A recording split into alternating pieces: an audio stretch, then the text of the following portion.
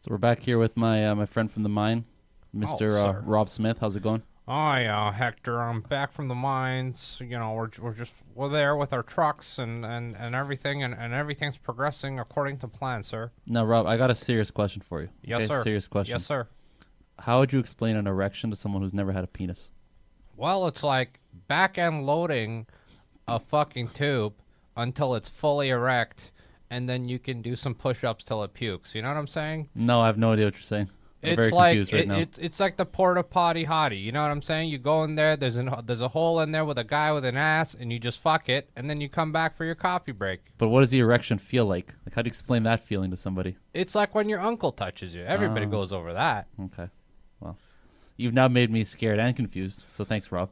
You're welcome. That's what we're here for. As tradesmen, blue collar guys, just make people scared all the time. You know what I'm saying? Oh, Christ. All right, dude. I've come to the realization that school was not that important to an extent. Oh, fair enough. What's the biggest thing that you think school can give you, and what's the biggest thing that school actually did give you, do you think? I think school should be taught how it's taught in China. I don't think we have a good schooling system or education system in North America or in Europe. Maybe parts of Europe, like private schools, maybe here private schools and stuff like that, and stay home facilities, shit like that. When people have a lot of money, but our actual public school system, not that great. I'm not such in favor of it in any shape or form. For example, I was kind of a wild kid as a child, but I still managed to be, on the honor roll. Like all my sciences and my math, I was probably getting, modestly 85 to 88%, and I'm not a smart guy. Like I wouldn't say I'm technically book smart. I can probably apply myself, but I don't think in high school I was like applying myself to the fullest. I was probably just like trying to ride a wave. And even in university, I did fairly well in comparison to other people. But my point is like, I'm not top tier when I go to Asia. There's kids that I met in Iran, like they were actually smart, where they're getting like over there it's 20 out of 20, so it's not like 100%. Everything's rated from 20. So that kid was like averaging 20 out of 20 until like grade 8, 9. Like I was still in contact with him. 10. He did his concours, which is his basically his SAT, and he got like second percentile in the country. Mm-hmm. That kid at 17 is a lot smarter than a lot of people out here that are like 30. And I don't mean like, I'm talking about strictly academics. Yeah. I'm not talking about some retard like on the street. I'm just talking about actual academics in university. Those kids in China and stuff, especially, they know calculus in like grade 8. Yeah. So, but that didn't answer my question, right? And we'll get to this because I think I think just went on a tangent. You're onto something really interesting. And I want to go back to your tangent. But go back to that question? What do you think school, the best thing that it can give you, and the best thing that it actually gave you personally? Here, I would say, just based on my experience here, the best thing that came out of school for me was obviously the social dynamics. That was probably a key factor. Also, keeping me in kind of check as far as I have to be at this place, At a place, show up. Yep. It gave me responsibility. I needed at that Accountability. age. Yeah. And accountability, of course. And what was the second part of the question? Sorry. What's the biggest thing do you think school here can give somebody? Because, like, for example, school, we could say, can give people opportunities to, like, I don't know, fucking do certain things, but not everybody's actually going to do that, right? Like, they might not actually reach it. So what do you think is the best thing that school can give somebody here? Just opportunity, structure, things like that. I don't think it's that wider range than kind of what I've explained for myself. Yeah.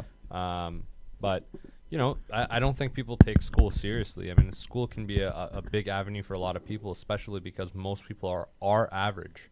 So therefore, these jobs that are offered through school would be the average jobs, and those are the average people. So it's like their direct opportunity. There's not that many people that can go and make a power washing company and make like 15-20K a month. It's a lot more puzzling for people to go ahead and do that. Whereas if an employee made $15,000 and $20,000 a month after taxes, that's an extremely successful employee. Yeah. On the business side, I mean, you need to be able to manage and be financially fit. But just going on a tangent here, not that many people can have that power washing business, landscaping business, things like that, and run it for a number of years, versus people can go and get like a PhD and still only make like $7,000 a month. So I think it does give you a plan to start with. How you execute that plan, and if you go above and beyond that plan, and you go to different avenues, it can give you a huge stepping stone, a foundation per se to start your career. I think that whole point, or what you're talking about, is very interesting, because it's similar to what I was just thinking about when you were mentioning the whole idea of there's 17-year-olds. Absolutely not. Try it once. It's no, not bad. No, like if you hit something else, yeah, but they have no interest in that. The 17-year-olds being like super smart, like you're talking about, like Iran and all that stuff, and yeah, like you said, 17-year-olds that are smarter than like a lot of adults here. So that's interesting, and I had some thoughts on that. But what you're just mentioning about the whole like, not everybody can run a power washing business, not everybody can run like a fucking any of these businesses that people might not look at but end up being very successful. Not everyone's going to be able to actually be that successful. Like you take 100 people and you each have them try and launch a window cleaning business, for example. You're only going to have a very, very small, maybe like 1, 2, 3, maybe 5. I'm really just shooting numbers, but I'm making the point that a very small percentage of those 100 people are actually going to be exceptionally successful. And I would say that goes worldwide, not just here. I think it's a thing. Somebody has a this sounds like something out of an infomercial, but like, no, it sounds like shit when you're interviewing for jobs. Are you a self-starter? Yeah.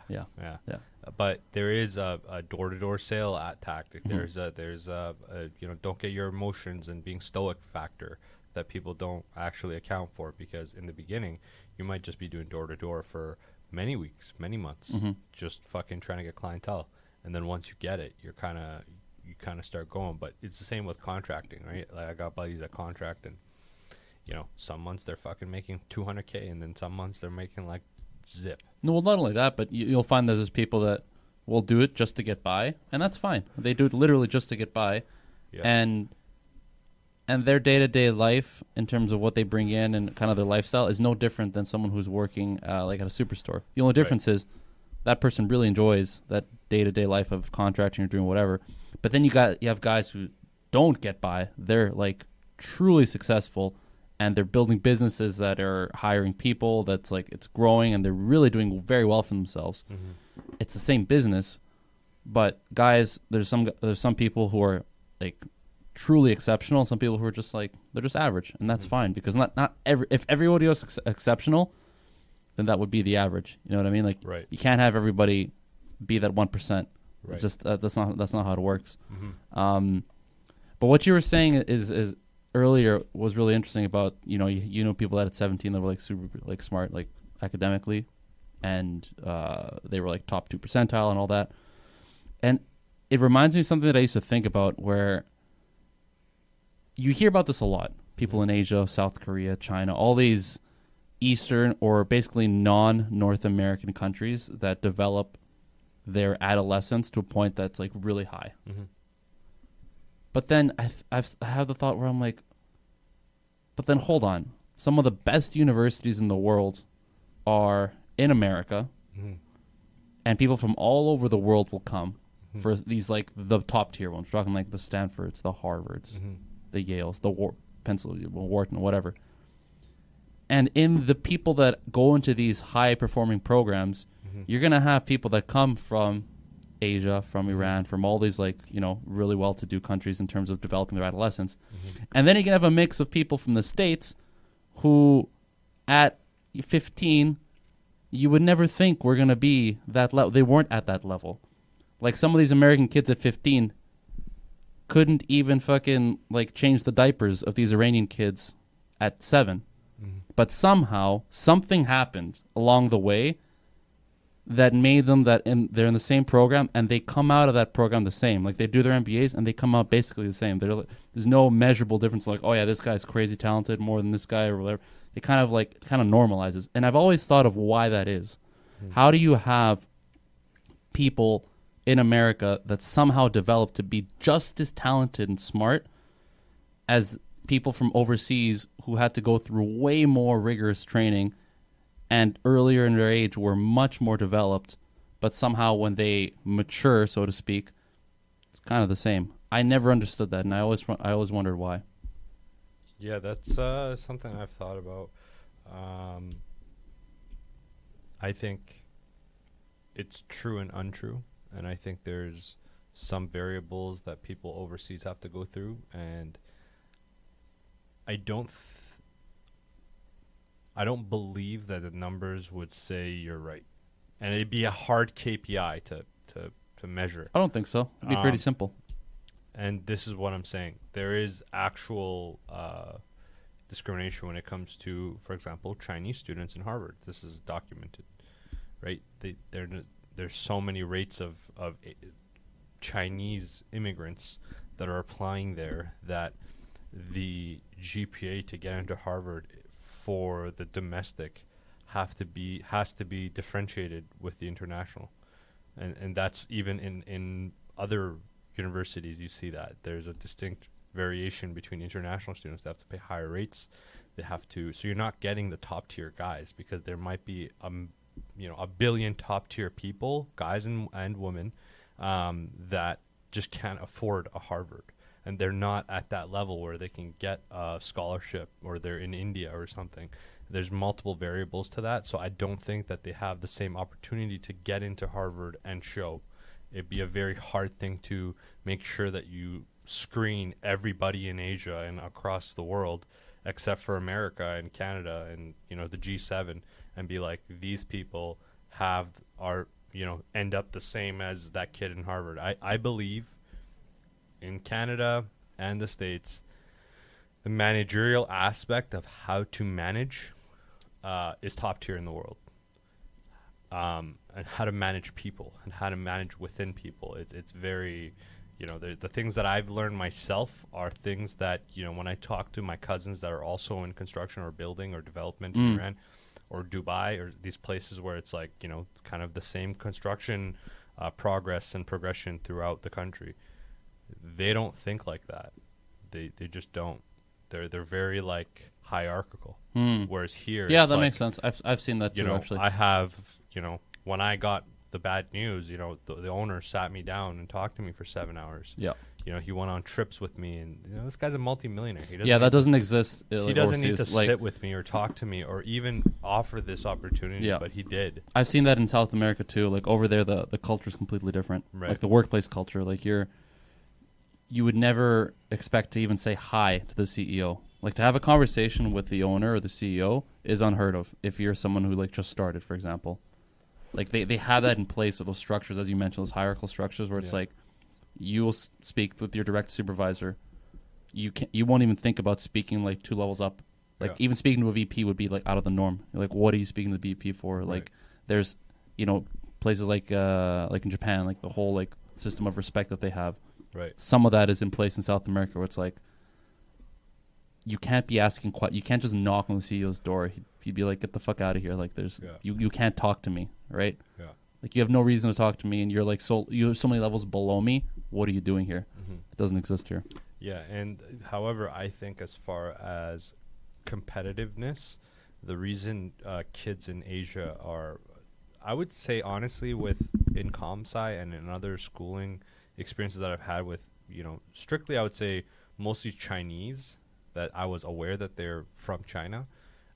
Those kids, the smart of that, like I've never seen a white kid sleep in class. And like when we were looking, this guy and his brother, he has a twin brother, they both got 100% in that class. Mm-hmm. I never saw them again throughout the bachelor's, but these kids were extremely smart, like playing games in class. Like between the two of them, they have like a YouTube channel that they made like a game, and for fun. Yeah. You know, I don't know too many other brothers that can make games like that. Like, we're talking, these guys are at a creative level at, 20 years old, 19 years old of, some guy at EA, right? I never seen that myself. Does it exist? Maybe it's out there for sure. But these guys are not like that. Like, this guy showed me like a chat room they have with kids in China. Mm-hmm. Bunch of fucking graphics those kids do use. Like this, he showed me like a 12-year-old that was making fucking graphics. Yeah. Making fucking websites, whatever. Like, extremely, extremely, extremely smart. I just don't think those kids have the same exact opportunity. However, if I would probably put money on Chinese kids, because the way they teach them is extremely interesting. They make sure the whole class stays upon par. And their training methods are so rigorous. It's 12-hour days. They sleep there, right? They only come back for one day out of the week, okay? And they study throughout. And the reason there's kids in, I'd say Asia, for example, that are extremely smart is because here, the motivation for a child isn't technically to be academically sound. Mm-hmm. Yep. In Asia, that's all it is. There is nobody in Asia that, of course, there's the odd chance that you're in the Olympics, but other than that, there's no major sports category that's going to make you millions of dollars, unless you're talking about like Premier League, which I would say is in Europe. But even that, like, there's not too many Chinese guys going to the Premier League. It's strictly, you're going to be an academic, you're going to learn all you can, and that's your sole focus growing up. You get beat.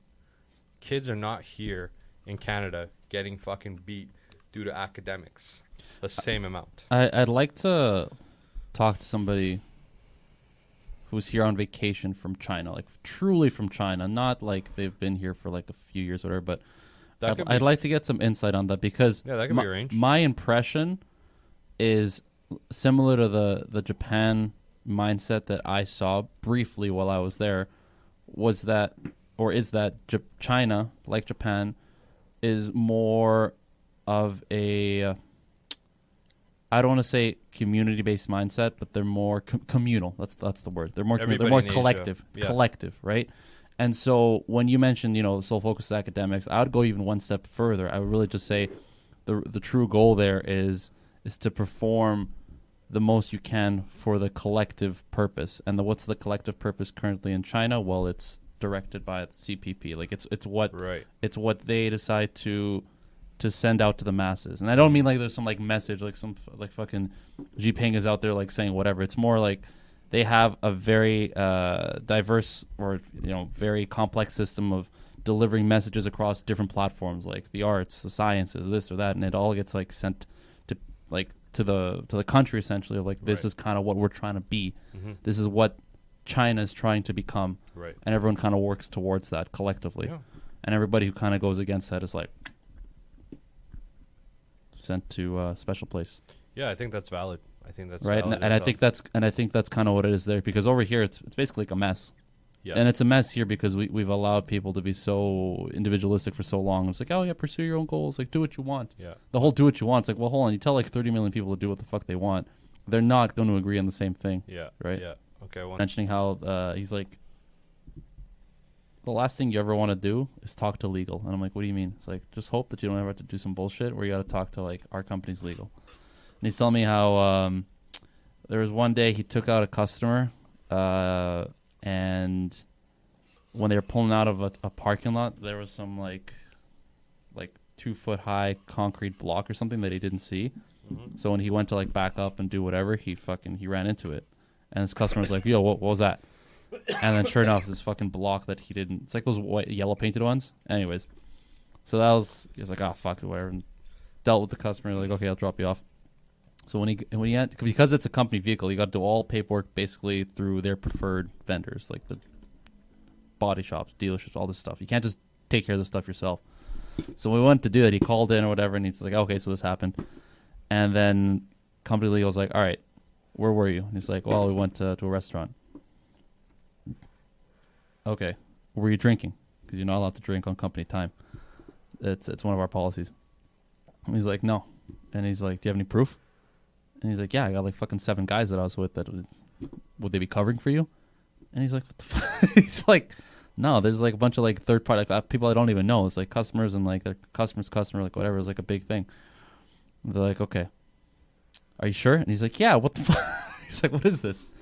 And then he's like, all right, you're okay to like take it to get it estimated at a body shop. And he does that.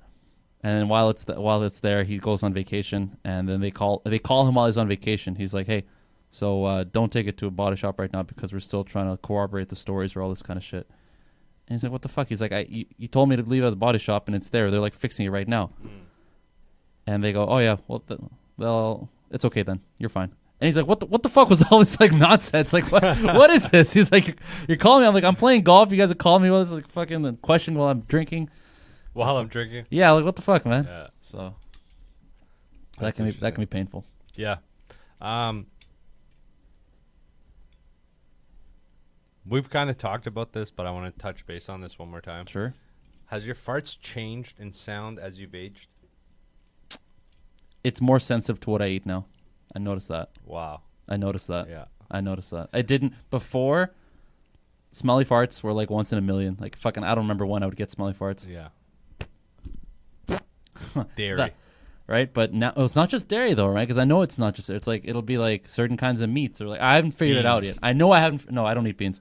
I know I haven't figured it out yet. How dare you not eat beans? No.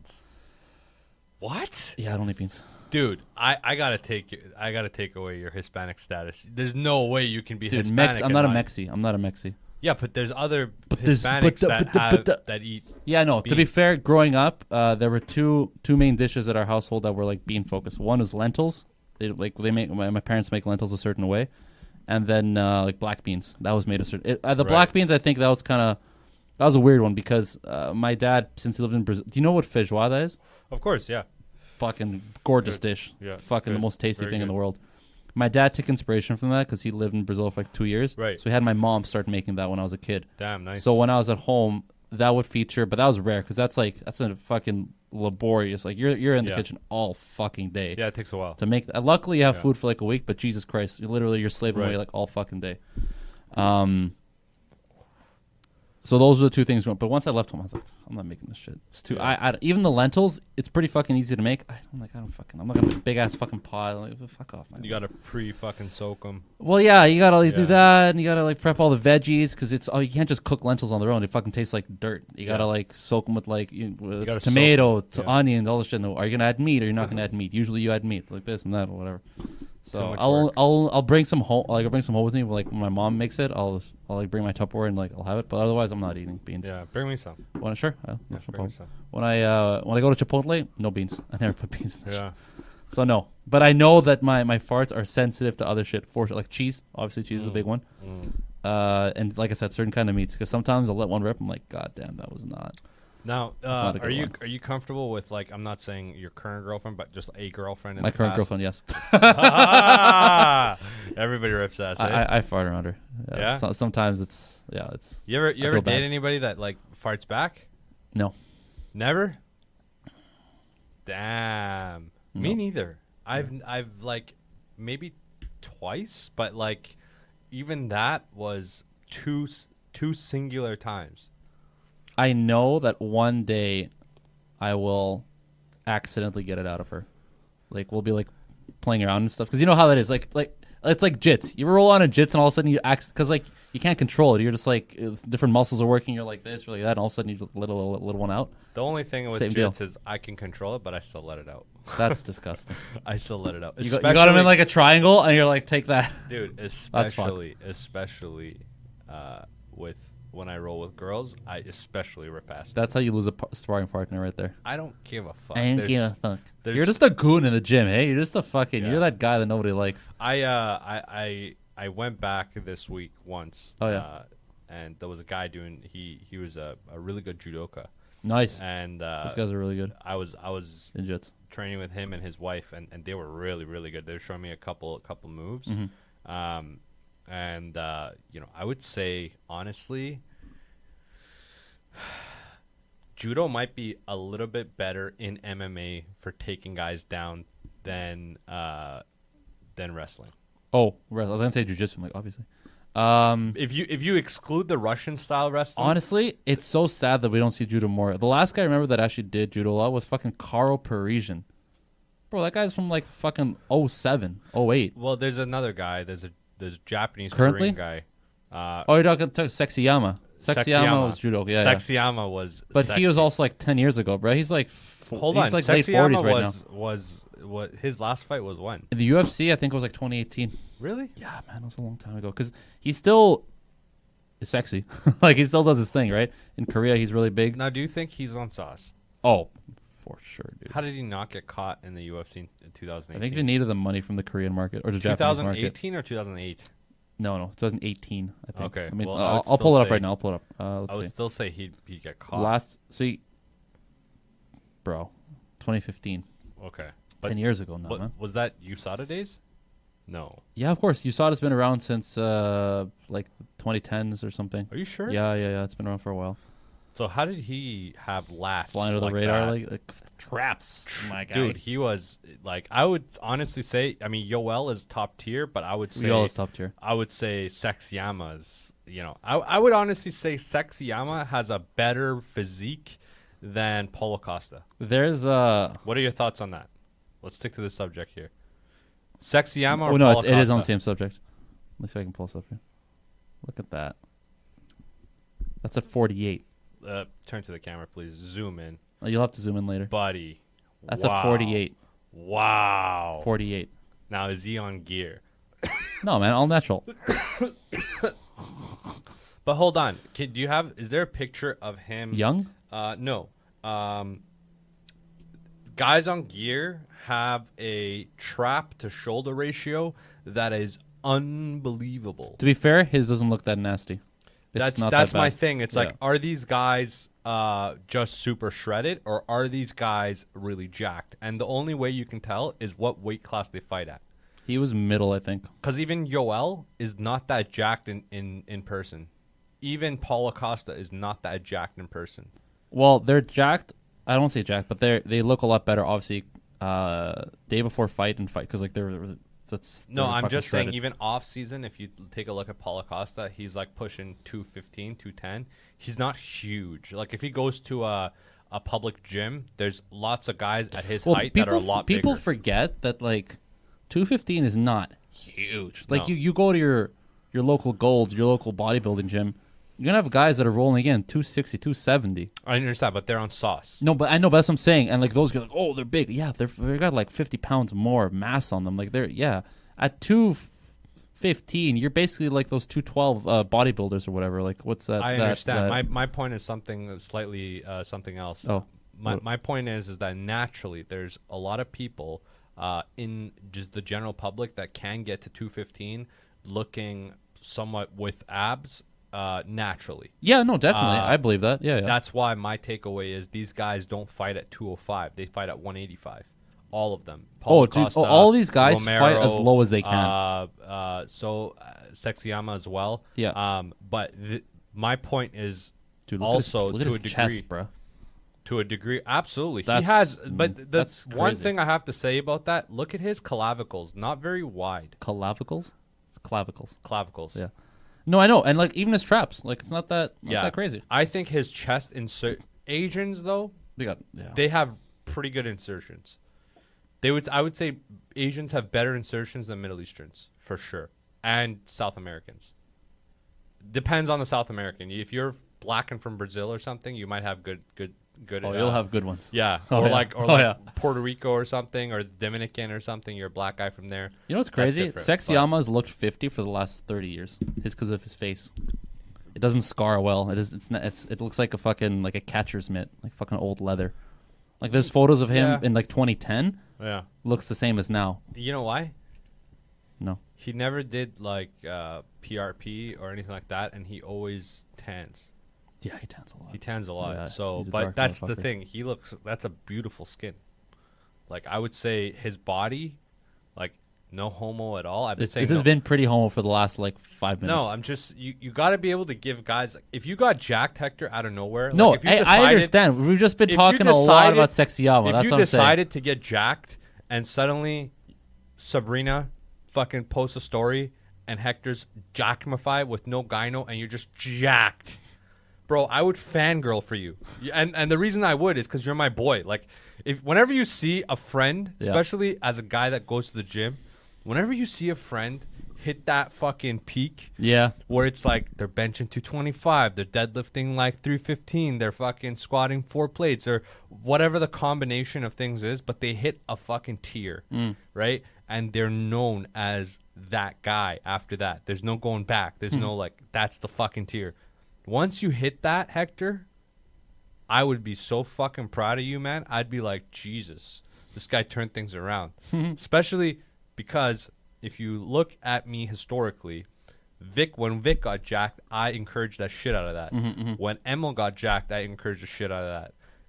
When these guys get jacked, and they don't get super, like Vic, okay, sure. Emil, not really, but he got in pretty good shape. Yeah.